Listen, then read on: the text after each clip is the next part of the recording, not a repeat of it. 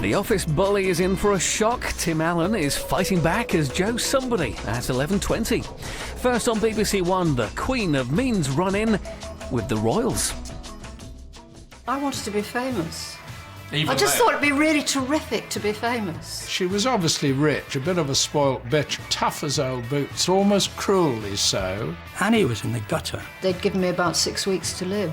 She wouldn't have been drinking the way she was if she was happy with herself. The drinking takes over and the life becomes unmanageable. The Queen of Hearts had effectively cost you your job. Is Anne Robinson really that mean?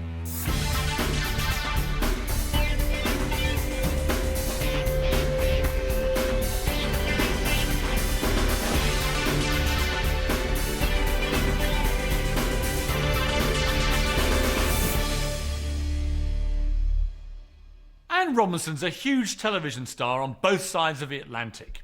But she wouldn't be on our TV screens at all if her career in newspapers hadn't been callously cut short by not one, but 2 sackings. So how did the macho world of Fleet Street and a run-in with the royal family nearly topple the Queen of Mean? Anne's story is one very close to my heart. We've both edited successful tabloid newspapers, and we were both cruelly sacked. But Anne's rise through the journalistic ranks covers a very different era to mine. Her time on newspapers got her a front row seat to the extraordinary political and cultural events of the last 40 years. At the very height of the summer of love as a young newspaper reporter, she fell foul of entrenched Fleet Street sexism. Just for being a woman married to her boss, she was forced to leave her job. It was a question of Anne Robinson, you are the weaker link, goodbye. In the 70s, she started a lifetime-long battle against the booze that nearly cost her everything. Then just as she clawed her way back to the top in the 80s, Anne had a sensational clash with the royal family. Of course I knew that SH1T would hit fan. Oh yes, I did know that. Only after she'd walked out of newspapers for good did Anne start her rise to the top in television. I'm Anne Robinson, and this is the start of a brand new series of Watchdog. I don't think that any sacking has ever really stood in Anne's way. Let's play The Weakest Link.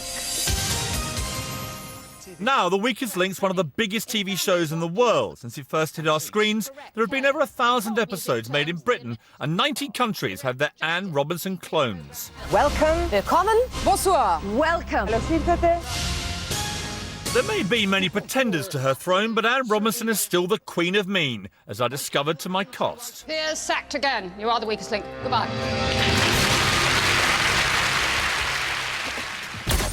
What is it within Anne that's taken her from the very depths of personal and professional despair to the very top of the showbiz tree? You are the weakest link. Goodbye. To get to the bottom of the real Anne Robinson, I suppose we really need to start back in your childhood. And the really big question, having studied this at length, is are you working class or posh? I don't think I'm either, actually. I think we were trying to be posh. We were just new money. Anne Robinson was born in 1944 and was brought up in Blundell Sands, which is a smart suburb of Liverpool. Her parents were successful chicken wholesalers, operating from market stalls in the city centre. How would you describe your background? Well, it was quite schizophrenic because we had all this money, so we'd spend summers in the south of France at the Carlton Hotel. And then the winters were hard work on the market stall. And when we came home from boarding school, my mother would make us get up at 5 to be at the market by 6 o'clock, so we would know where the money was coming from. So it was genuinely a great childhood in that sense, because you had all the luxury, but you were obliged to work and also to meet people. So it taught you the hard work ethic. Yeah. And it taught you the value of networking, for want And of it a better also phrase. taught you, because she used to say that the customers were royalty, so, and you could never talk about yourself. And therefore you were on show. You're on this market stall saying to people, how are you, how are your children, which chicken would you like? So it was a great experience, really. The market stall developed into a huge money spinner. It was a family business, but masterminded and dominated by her mother, Anne Senior. How would you describe your mother for those who've never met her? She was half monster, half magic. She had a tremendous ability to be loving and also very, very important to say you were terrific. I mean, there was never a day in my childhood which she didn't say to me, "You're fantastic, you can do anything you want. You're second to none," she used to say. So that was the good part. I mean, the more difficult part was somebody who was very unpredictable, both because she had a drink problem and also because she was very mercurial.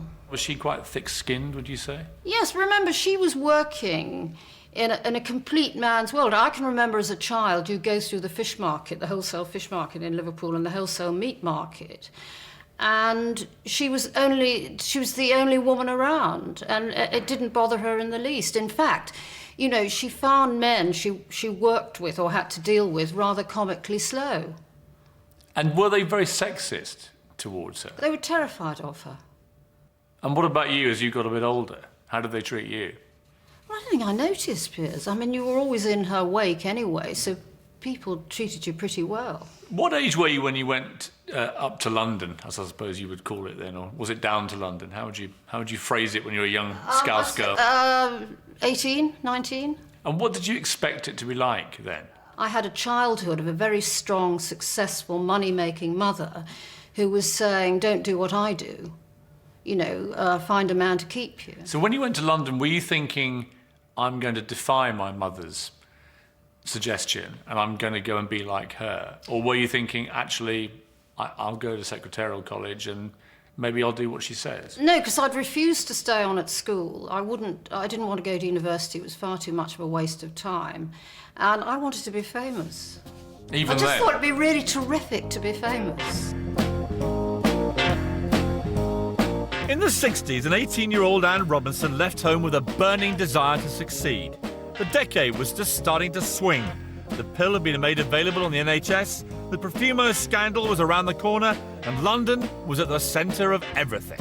I think that I fancied the idea of fame and possibly writing and being a journalist, because that would combine what would be perceived as an intelligent person with a glamorous person. The best of all worlds. Yes. You know, a quite bright celebrity. Up it. The only place for an aspiring journalist to work in those days was Fleet Street. In 1967, they were fighting each other to tell the stories of a summer of love and the new permissive society. One of the biggest stories of the day involved the Beatles, then at the height of their fame, and the unexpected death of their manager Brian Epstein. A young Anne Robinson was dispatched to cover the story. I joined a news agency and then I got some shifts on the Daily Mail, and they asked me one bank holiday Monday to go and doorstep in Chapel Street, Belgravia, because the night before Brian Epstein, the Beatles manager, had taken an overdose and died. And I got there and there was a great crowd of reporters and photographers outside the house. I was the youngest and they said, "You keep the watch for the rest of us while we're in the pub." And up sailed the family solicitor from Liverpool, who everybody knew, Rex Maitkin. He's the most famous solicitor in Liverpool. And I knew him, my mother knew him, we all know him. And he went in, and we didn't know how Brian Epstein had died, what the circumstances were. But it was a huge, huge story, because the Beatles were massive at that time. Anyway, he came out of the house about 40 minutes later, and they're still all in the pub. And he's looking for a taxi and can't find one. And so I said, "Listen, come into my sports car." So he hopped in and he gave me the full story on the way there, which I filed and got a job on the Daily Mail. So you broke a huge scoop. Yeah. So even then, you were basically stiffing all rivals to pursue your own glory. Well, I don't think I'd come up in a household that suggests you shared.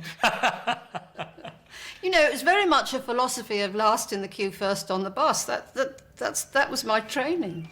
She might have stitched up her colleagues to get it, but the Brian Epstein scoop kick-started Anne Robinson's career. Her ruthless pursuit of the Beatles story had been rewarded with the staff job she craved. I joined the Daily Mail in November 1967. This is 40 years ago. And I was their statutory girl reporter. And the idea of a girl reporter, you could go out and report on the Ideal Home exhibition and the colour of Princess Margaret's hat. And what was your impression of a newspaper office like when you first went into one? What was the Daily Mail newsroom like then? Massive room and not a girl in sight.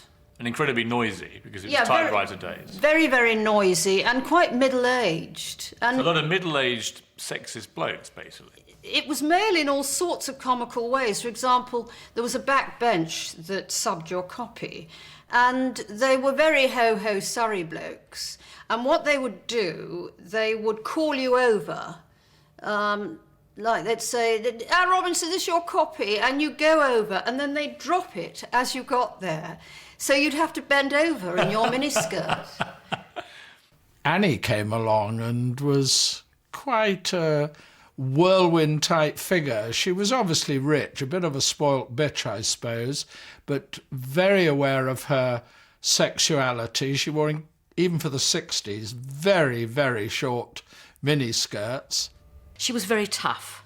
Everybody would ever say, oh my God, Anne Robinson. She had a real sort of hedgehoggy type reputation, oh God, don't touch sort of thing. I never wasted a moment thinking, why are all these people being horrid to me?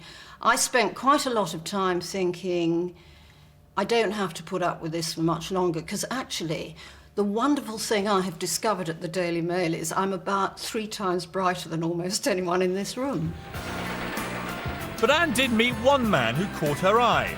Her boss, the news editor, Charles Wilson. Their meeting would change both their lives completely.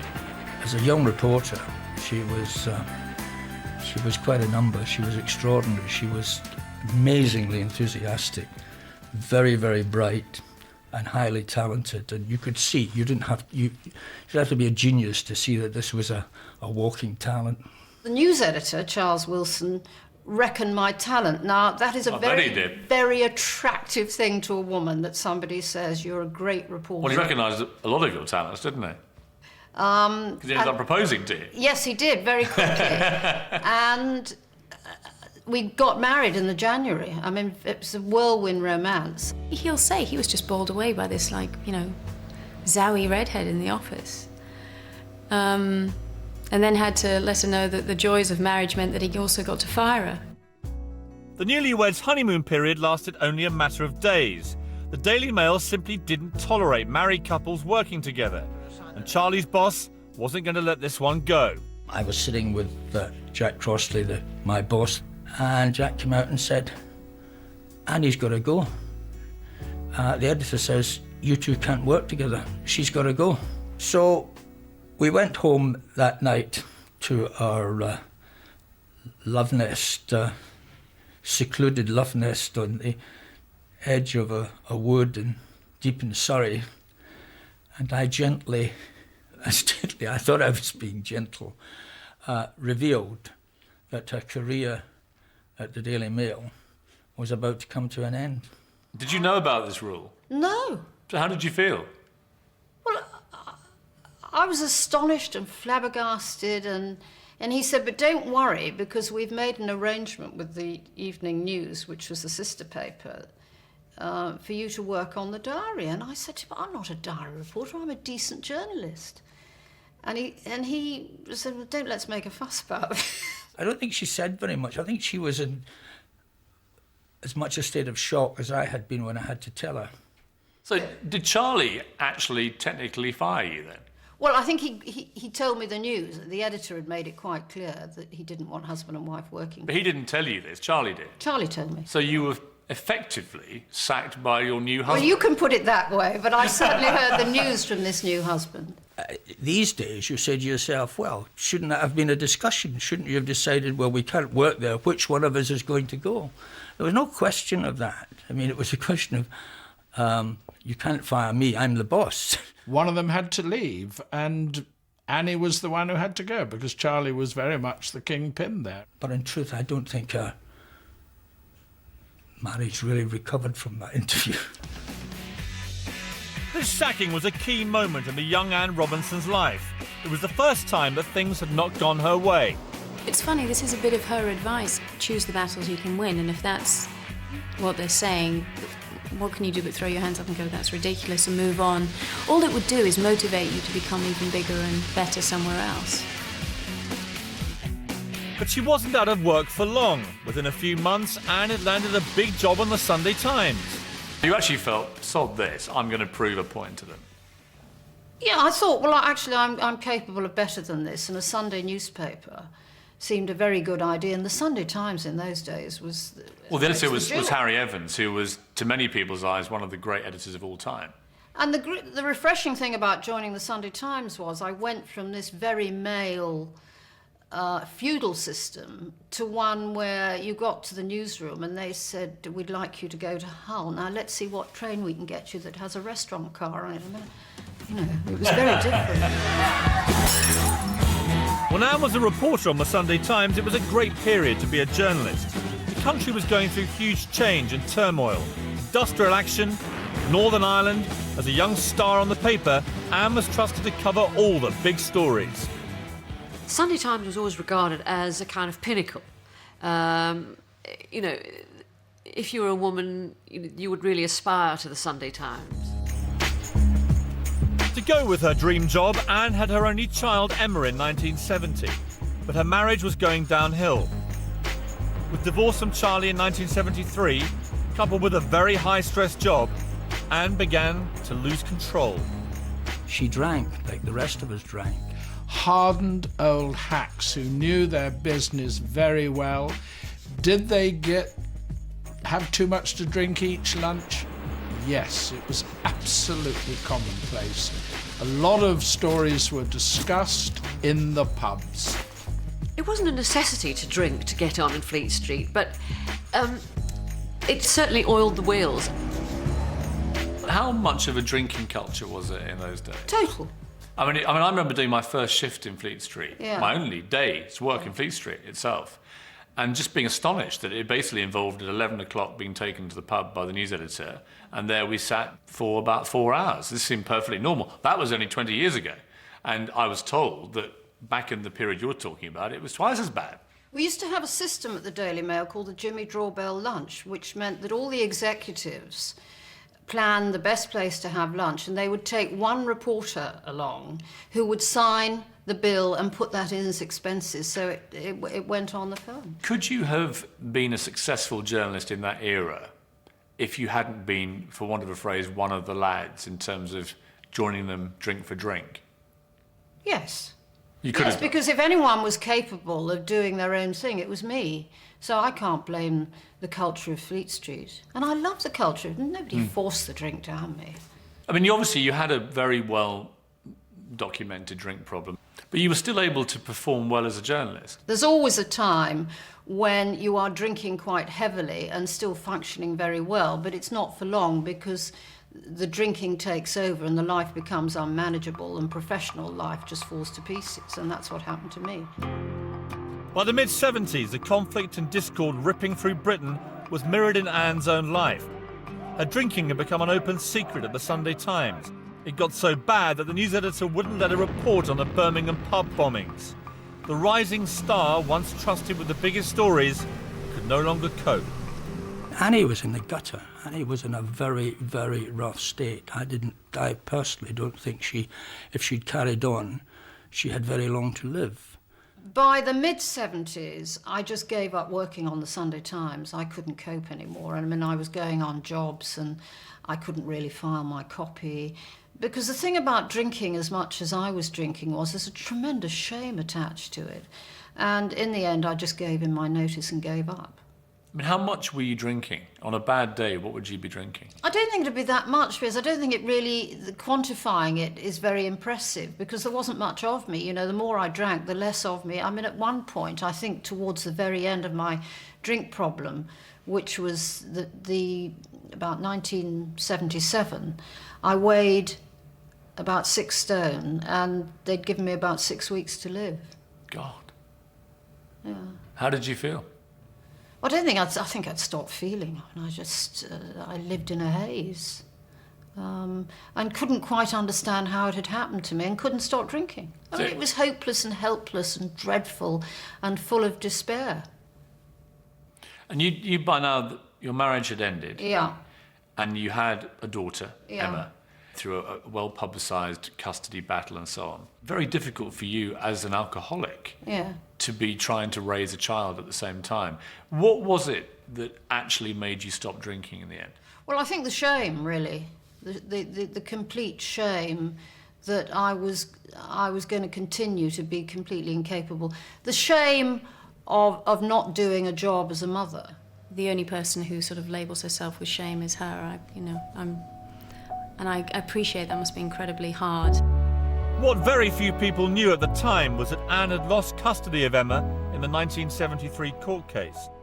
With only weekend access to her 3-year-old daughter, Anne nearly lost everything else in the next few years as she fought to control her addiction to alcohol. Was there one moment you can remember? Yeah. I just had another of my benders, and Emma was in the car, and I just thought, this is enough. I've just got to stop. I didn't drink from that day, which was just coming up for 30 years ago. The need to survive is what keeps you going. That in the end, you don't want to die. Anne Robinson stopped drinking on the 12th of December 1978, but by that time her Fleet Street career was over. Shamed and defeated, she went back to Blundell Sands, just another hack who couldn't make it in the big city. I went home to my mother, and I eventually picked myself up enough to get a job on a local paper, the Liverpool Daily Post and Echo, who almost immediately gave me a newspaper column to write, which was great, really. But in terms of your career, I mean, you've gone from being a high-flying Sunday Times, glamorous journalist with all... Covering Northern Ireland from the beginning, a lot of very decent jobs on the Sunday Times. And then you end up as a columnist on, effectively, a regional newspaper, a local paper. I mean, it's a big come-down for you. Did you think it was a come-down, or were you just grateful for work at the time? I was grateful for work, and actually I wanted to write, and it wasn't a bad place to try out being a columnist. It certainly wasn't a great period of my life, but it was better than it had been because I wasn't drinking and I was working. To go from national to regional is very much of a come-down, I would think, very much. Except you can always justify it to yourself by being a big fish in a small pond. So you clean yourself up. Yeah. You stop drinking. Yeah. You're working on the Echo as a columnist and it's going well for you. Things turn round again and you feel better. What happens next? I started to want to come. I felt strong enough to come back to Fleet Street, and that was going to be difficult because, I had a golden future behind me. And John, who was to become my second husband, was already working at the Mirror. And I got some shifts on the women's pages there.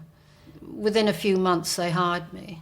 And I think within 18 months, I'd become assistant editor, number 3 on the paper. Which in itself was extraordinary. I mean, women were simply not being promoted. It's the first time it had happened, yes. So there wasn't a single female sub-editor in the whole of the Daily Mirror.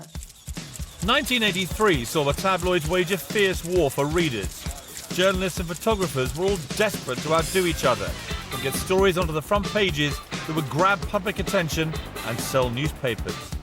Only the strong survived in Fleet Street. The system on the Mirror was that you edited from 6 o'clock in the evening twice a week, and then on a Sunday the paper was yours, which was really only the day I felt I was editing the paper, because you came in and created a paper.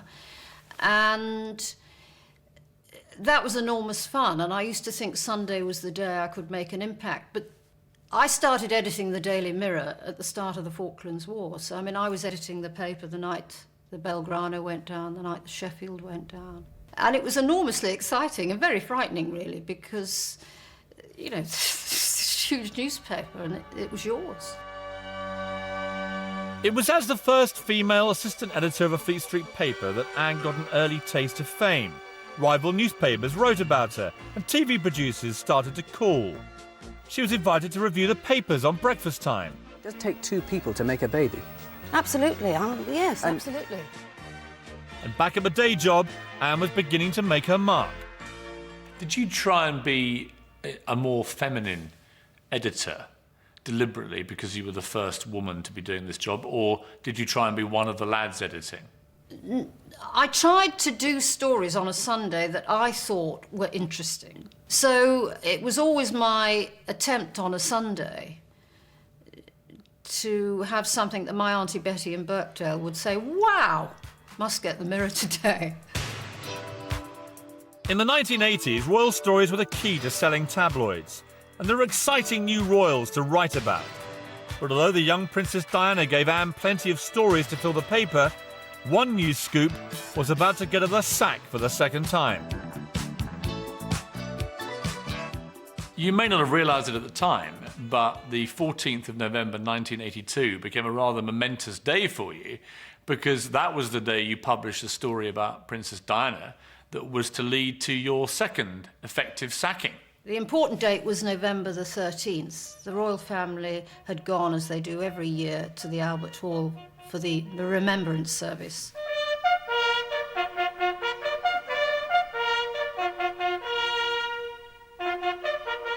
And the pictures were in the paper the next day, and what had happened was the Queen had arrived, Prince Charles had arrived, Duke of Edinburgh was there, and suddenly, wham bam, 20 minutes later, Diana arrives.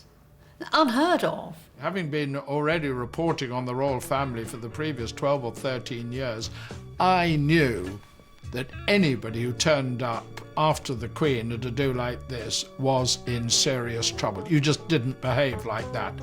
Everyone could see that the princess was late, but it took a sharp-eyed journalist like Anne Robinson to spot an even bigger story. Most significantly, there is a shot of her on all the front pages, and she's got a black dress on, and she is pathetically thin. I mean, you can see the shoulders. And I'm looking at the Sunday papers from that morning, and the royal correspondent, the redoubtable James Whittaker, I called him in from home. I got a call direct from Annie, and she said something along the lines of, "There's something terribly wrong here. She's got to have anorexia. She is painfully thin." She said, "James, I want you to find out. I think we are sitting on a heck of a story here. Do anything you can. Go and find out what happened last night. Go get them, find out what's going on, and come back and report to me." Well, James is fantastic. And he is still fantastic as he was then. And he said, "I'll make a call." One of my phone calls during the whole of this business, of course, was to, you couldn't have a better contact, to Diana's sister, Lady Sarah McCorquodale. She said, "We are fearful," I think that meant the Spencer family, "we are fearful that she is becoming anorexic. In fact, subsequently, it was shown to be bulimia." And he came back and he said, she's got an eating disorder. The headlines caused a storm in the very highest circles. The royal family were obviously seething. Palace spokesman denied newspaper suggestions that the princess is unwell and causing concern among the royal family. These are the headlines which have aroused royal displeasure, the reports claiming that the princess could be suffering from anorexia nervosa. Unofficially, there's disgust and dismay about what's been written in some popular newspapers.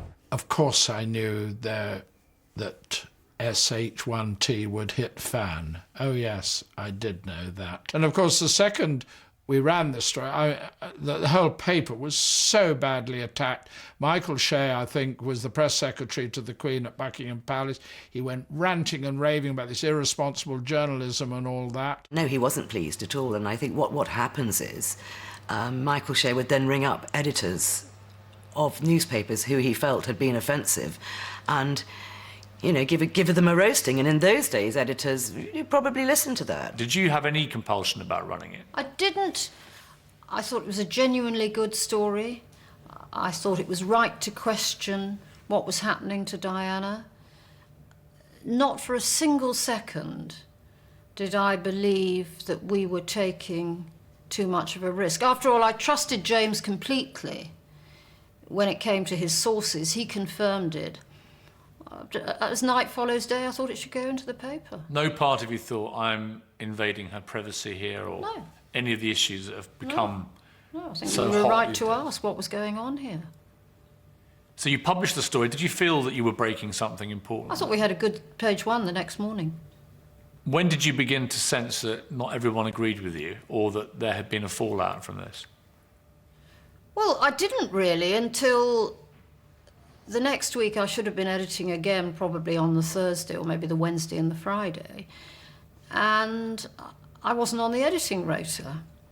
So I remember meeting the editor at the top of the newsroom and saying, is there a reason I'm not on the editing This was Mike Malloy, the editor of the Mirror. And he said to me, you go and do television, Blossom. That's what you're good at. Because I'd done the odd bit of television because I was the only woman assistant editor. But I mean, unbelievably patronising thing to say to you, regardless. Yes, yeah. How did you feel to be told that's the end of your editing career on the Mirror, go and do TV, Blossom? Well, I was very upset. You know, not that I'd have shown anyone I was upset. And for about 48 hours, I suppose I privately might even have cried. This was a bitter blow for Anne. Fleet Street was in her blood. She produced a paper she was proud of, and her reward was to be sacked from the editing team. So you break this huge Diana story, which actually set an agenda for Diana for decades, and still resonates about her in every account of her life, her battle with eating disorders, and your reward for this is to be turfed out. I didn't know it was because of the Diana story. So when did you find out that actually it had all been about palace pressure? 3-4 years later. Joe Haynes, the legendary political editor, told me, he said, do you know why you were sacked from the editing rota? And I said, no. And he said, because of the Diana story. The palace certainly sidelined her following that story. Was it a dismissible offence? It wasn't. It was one for huge promotion. They only complain if you have got the story right. So I think in this instance, Anne Robinson and James Whittaker obviously got the story absolutely spot on, and that's why there was such a furore. You must be fascinated that the real story that you've now found out years later is that Buckingham Palace had put pressure on Reed International, the owners of the Mirror, because of your story. Historically, I think it's interesting, because if you look back now and you realise that the palace were in the most terrible state, I mean, here they were with this girl who was meant to be this fairy tale princess, who was nuts. And I mean, I have a great deal of sympathy with Diana because I think they treated her very badly because they didn't know how to deal with it. But their real problem was hoping that it wouldn't get out. And that splash in the Mirror confirmed all their worst fears. How did you feel about your then editor, Mr. Malloy, who had clearly bowed to pressure from the owners because of pressure from the palace? I think he did me a huge favour.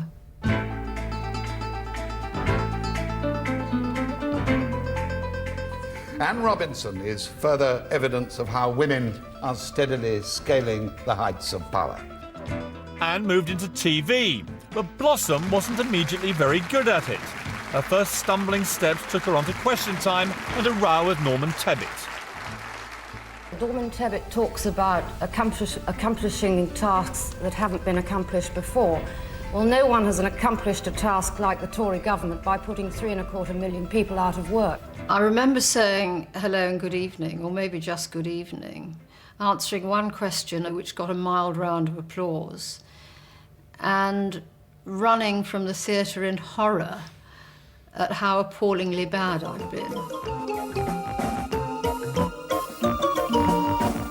Well, hello and good evening to everybody. Well, everybody, that is, except Mr. Barry Took of London Northwest 8. No, he hasn't written in. He's on holiday in Spain, which is why I'm here. And in case you haven't a clue who I am, my name is on the screen. The important thing about Points of View was it came on after Dallas on a Wednesday night. So huge ratings. Huge ratings, through no fault of mine. And a natural follow, really, J.R. Ewing and Robinson. Indeed. Then I was asked to do Watchdog, which interested me because I love consumer and investigative journalism. It's what I'd done at the Sunday Times.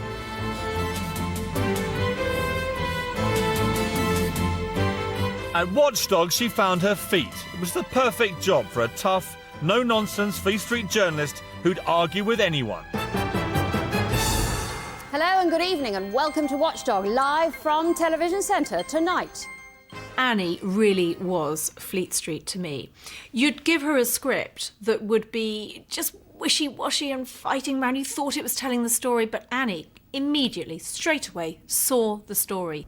Well, I thought the title of the programme, Watchdog, and her went very, very well together. I mean, there was someone who was like a dog, snapping at your heels. It gave the programme bite. Is it not your fault? We don't believe it is. Oh, really? Whose fault is it? We believe... It's not been a good year for you with customer service, has it? I felt there were real opportunities on Watchdog, and I wanted to change it from chasing two-bit double glazing salesmen down dark alleys to actually shaking and rattling the big corporations like the holiday industry, like the car industry. And that's what we did over the next few years. Yes, indeed, the Hot Point washing line of shame. He's quite adamant you've cleared all his bills, you've waived all his bills. What about the other customers? Do you not believe any of the other complaints? I accept that memo should never have even been written. PPP, all the complaints, goes on like that. And what happens is wriggle, wriggle, wriggle. She wasn't about protecting the small consumer who'd had their gravel drive done wrong. She was about going up and punching the big guys in the face and getting Anne Robinson a better profile. In the year 2000, Anne was presenting 3 TV programmes. When she saw a chance to raise her profile even further, she grabbed it with both hands. Welcome to The Weakest Link. You cannot underestimate the importance of The Weakest Link as regards quiz show genres. This set the tone for, well, the next 10 years as regards how everything was going to be made, how confrontational they were going to be, how there was going to be a grand inquisitor of a quiz show host. Everybody wanted to copy The Weakest Link. Time is up. What a fantastically dreadful first round. I mean, the odd thing was, of course, not odd, but the irony being that the Queen of Hearts had effectively cost you your job at the Mirror, and here you were transformed into the Queen of Mean. Yeah. Did you like being mean from the start? Is it really you? When you say you wanted to be me, and the inference there is you actually like being mean. Piers, I don't think anything is said on The Weakest Link you couldn't hear in any newspaper newsroom any day of the week. I mean, often what you're saying is what somebody's thinking at home. You know how we sit at home and think, she's a bit fat. What on earth is she wearing that top for? Why have you come dressed as a blancmange? So you've got an irritating voice, an irritating laugh, and you're lazy. Yeah.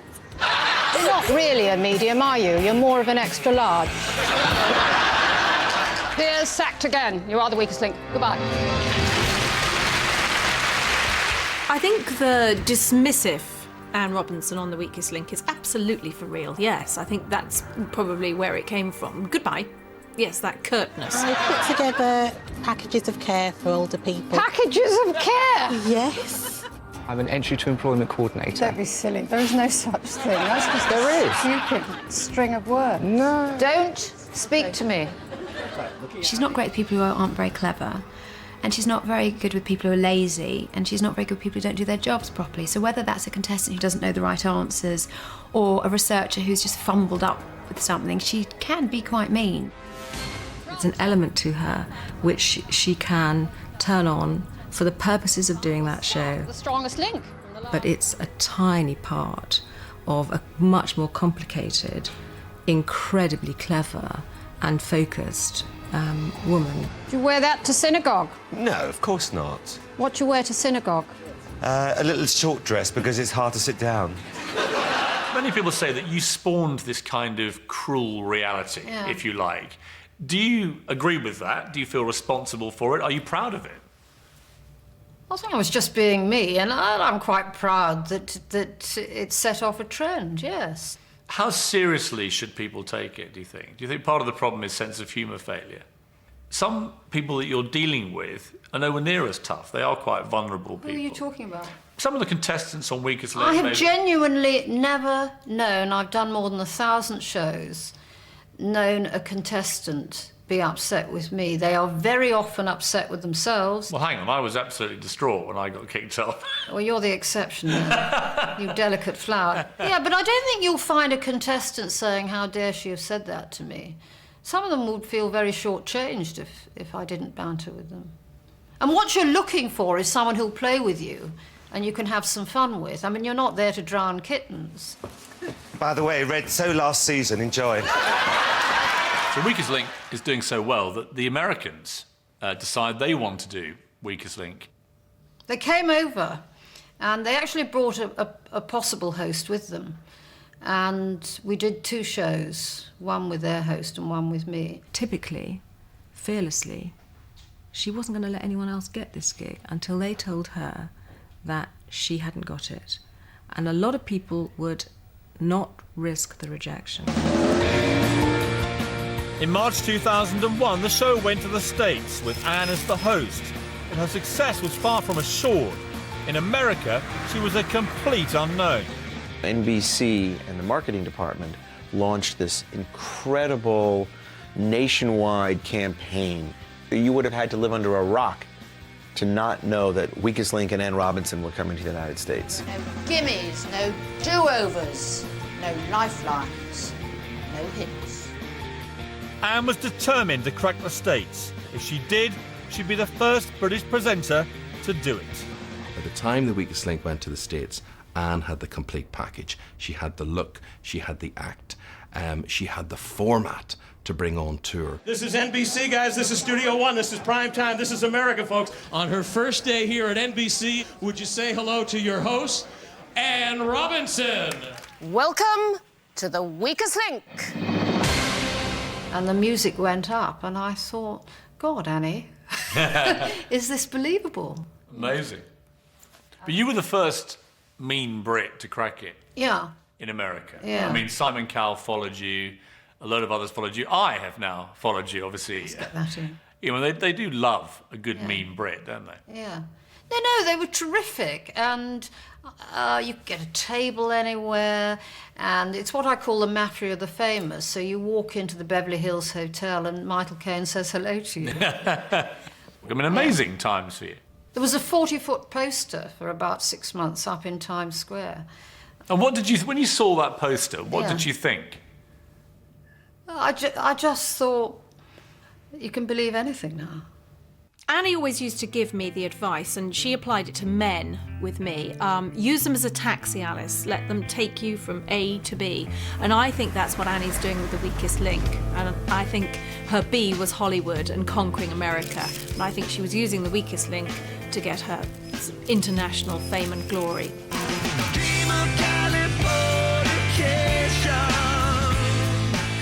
52 million Americans watched the first 3 episodes of The Weakest Link. It ran for just over a year and a half. Hi there. But after 89 shows, NBC pulled the plug. And when it was over, how did you feel? Well, I was quite happy, actually. I thought I couldn't have kept up the pace anyway, and I never expected it to last as long as it did. So, no. I mean, it was going incredibly well here, and I was busy. So it wasn't a great sense of loss. It was just wasn't that nice to have done. I think she enjoys her success particularly more than other people might do because of where she came from. She came from the gutter and came back to be what she is now. I'm incredibly proud of her, and I don't think that people know how generous she is in spirit, and, you know, she's a very warm and, you know, cuddly person behind closed doors, and I think that that never comes across. Earning all the money that she wants to earn in the world, conquering America. Yes, of course she's a role model because she's succeeded. What do you think about your public image? What do you think it is now? I think some people can't stand me. Occasionally people quite like me. And most people want to know the name of my surgeon.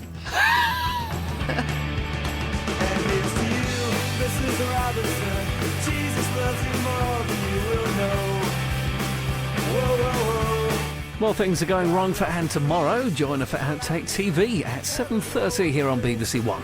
And Tim Allen's trying to put things right in a romantic comedy next, Joe Somebody.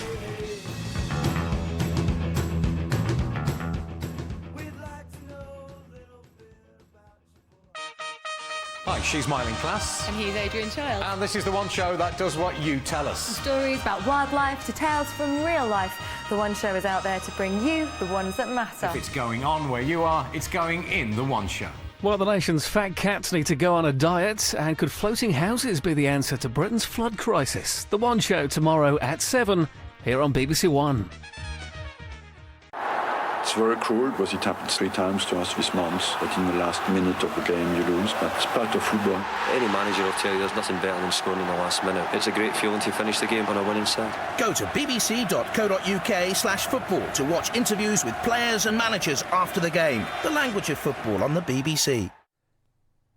And Tim Lovejoy makes his debut on the UK's biggest football phone-in, 6:06, tomorrow at 10 on BBC Radio 5 Live. Listen on DAB digital radio, digital TV, download and online at bbc.co.uk/5live.